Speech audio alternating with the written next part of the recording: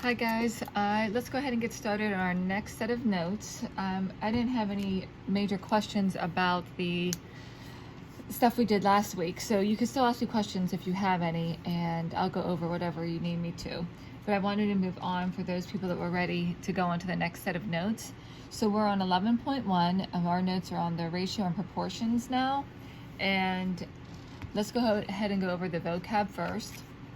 So our first thing is a proportion, and proportion is just an equation that states that two ratios are equal, and that's a proportion. So there will be two ratios that actually equal each other. That's when it becomes a proportion. The extremes in a proportion are the outside values. So if you have A over B is equal to C over D, A and D are the extremes. Now the next vocab is means, and the means values are in your proportion, and they're the inside values. So if you have A over B equals C over D, your means are BC. So the middle portions here. So that's your extremes and means. To solve for your proportions, the vocab for that is just finding the value of a variable when a proportion involves a single variable. So that's the vocab for solving proportion. And then extraneous solution, that is a trial solution. So you're going to try to see if this value works for your variable, and it becomes extraneous if it does not work. So our last example, our notes will represent one of those extraneous solutions. So it's a solution that does not satisfy your original equation. Okay, let's go ahead and get started on some of these examples. So we have properties first. So let's go over these properties. So the first property is the reciprocal property. And all that's telling you that if you have two ratios, they are equal ratios, then the reciprocals have to also be equal if they exist. So if you can take the reciprocal of two ratios then that already equal each other, then their reciprocals will also equal. So your notes have A over B equals C over D. Then all I did was take the reciprocals. B over A equals D over C.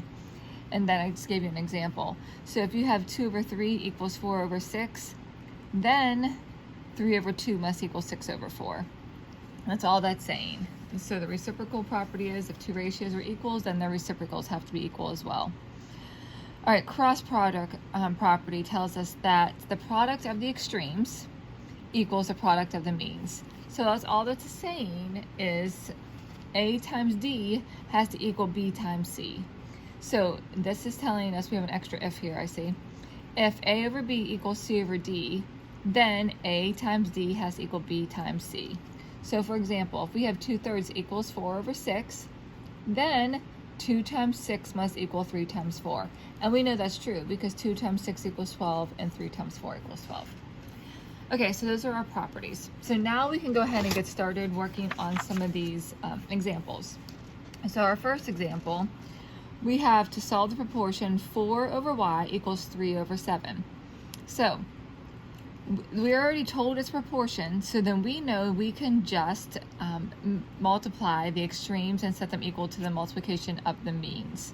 So all that means is we're going to do 4 times 7 and set that equal to 3 times y and solve. So my first step is to cross multiply. So I'm going to have 4 over y equals 3 over 7. I just do that x here because I'm cross multiplying. So that means I'm going to have 4 times 7 is 28, and 3 times y is 3y. So I have 28 equals 3y. I'm solving for y, so now I just divide both sides by 3. And when I do that, I get y equals 28 over 3. Now again, just like our factoring and our foiling, you can check your answer. You can get this y equals 28 over 3, plug it in and solve and make sure that your ratio is still equal. So you still can use your result to plug back in and solve to make sure that you did your steps correctly. All right, so that's cross multiplying to solve. Now our next example says use the cross product property. So we're just going to solve this proportion, and we have x over 16 equals 4 over x. So I'm just going to use that cross product property and multiply. I'm going to cross multiply. So that's my first step, was to cross multiply. So again, I just drew that x. So I'm going to have x times x is x squared equals 16 times 4 is 64. So I'm just going to simplify. I'm not worried about x squared, I'm worried about x. So I'm going to have to take the square root of both sides. So I'll take the square root of x squared, square root of 64. X then equals plus or minus 8. So I can plug that in to make sure that that makes sense, or that's going to work. So I can have 8 over 16, does that equal 4 over 8? And so, yes, that's both going to simplify to 1/2. And then negative 8 over 16, does that simplify to 4 over negative 8? Yes, they're still both going to simplify to negative 1/2. So you can always check your answers. Okay, another example. Now for this one, we see here, we have to solve the proportion x squared minus 16 over x plus 4 equals x minus 4 over 3. When this happens, we're going to get two actual answers. We're going to get x equals 4 and x equals negative 4. And so then they're asking us to just check those solutions to make sure that, to see which one works or if they both work. So I went ahead and went through this problem because I wanted you to see how I solved it to get that 4 and negative 4. And then I'm going to show you how to plug it in and solve. So for this one, if I was solving to get that x equals 4 and x equals negative 4, I want you to see how I did it. So I just wrote it, and then I'm going to say, okay, well, I have to use my cross product property. So I'm going to cross multiply. Here's where it's super important that you're going to use those parentheses again. So I'm not going to have just 3 times one of these values. This is the whole binomial, so I need to use my parentheses. So I'm going to have 3 times the quantity x squared minus 16 is equal to x plus 4 times x minus 4. Make sure you use your parentheses because now I have to distribute, but over here I have to FOIL. So now I'm going to have 3x squared minus 48 equals x squared plus 4x minus 4x minus 16. All I did was FOIL here. So now I'm just simplifying. So this is simplified, 3x squared minus 48. Here, my 4x and my negative 4x cancel out. So I'm left with x squared minus 16. So remember, I'm solving for x, so I just subtracted an x squared on both sides and have 2x squared minus 48 equals negative 16. And then I'm going to add 48 to both sides and get 2x squared equals 32. Divide by 2 on both sides and get x squared equals 16. So now remember, I have that x squared equals 16, but I'm interested in x. So I'm going to take the square root of both sides and get x equals plus or minus 4. Okay, just like they said I would in the beginning of that example. So now they're saying, okay, check these solutions into the original proportion to see what your answer is actually going to be. So I did. So I have x equals 4. I'm going to plug that in. So I'm going to get 4 squared equals 16 over 4 plus 4 equals 4 minus 4 over 3. All I did was plug that 4 back into the original expression that they gave us. So now I'm just simplifying. So 4 squared minus 16 is 16 minus 16 over 8 equals 0 over 3. So 16 minus 16 is 0, 0 over 3 is 0, so 0 equals 0, 4 works. So now I'm going to check negative 4.